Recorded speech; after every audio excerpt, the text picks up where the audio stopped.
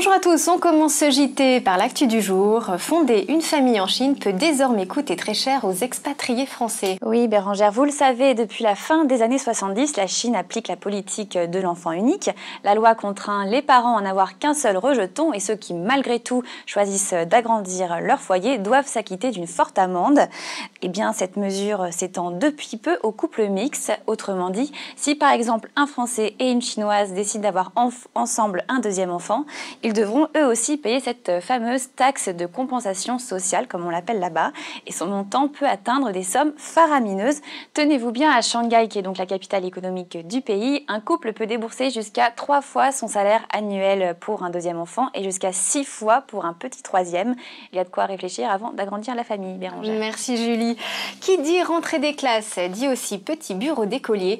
On retourne en enfance avec Guillaume, le rédacteur en chef du site Dekio.fr, et vous allez voir, sa sélection de petits bureaux devrait vous rappeler quelques souvenirs. Bonjour Guillaume. Bonjour Bérangère. Oui, on poursuit sur la thématique rentrée des classes. On a déjà vu les rangements les 2 semaines précédentes, et d'ailleurs on peut toujours voir les sélections sur le site d'InfoBB.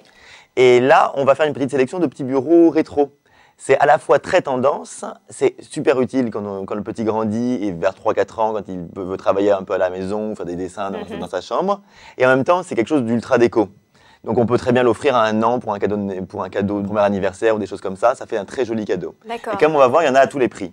On commence tout de suite avec un bureau de chez Merci, qui est le concept store qui vient d'ouvrir, qui a ouvert il y a quelques mois à Paris, qui mélange la déco, la mode ou des choses comme ça, qui est très joli, très haut de gamme.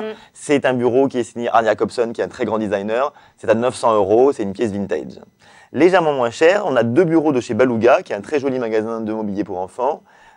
Toujours des bureaux vintage. Le premier, c'est un petit pupitre américain des années 50 qui est à 650 €, que je trouve vraiment adorable pour les définitions qui sont jolies.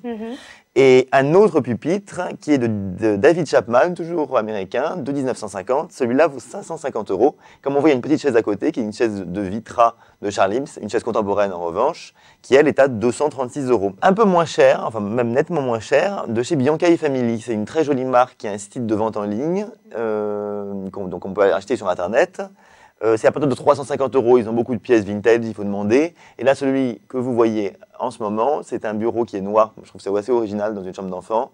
C'est un petit pupitre, un petit bureau qui est garçon. Plutôt garçon, mais ça dépend, des petits rideaux roses, des choses comme ça. Je pense qu'on peut jouer plus avec les codes des couleurs justement maintenant. Et ça, c'est à 400 €. Et après, on finit avec Carte Blanche, qui est un site uniquement de vente en ligne, qui est un très joli site qui fait aussi des vêtements et de la déco vintage pour enfants. Là, je vous présente 2 petits bureaux. Le premier, c'est un bureau double d'écolier, super joli, très original, je trouve, qui est à 310 €.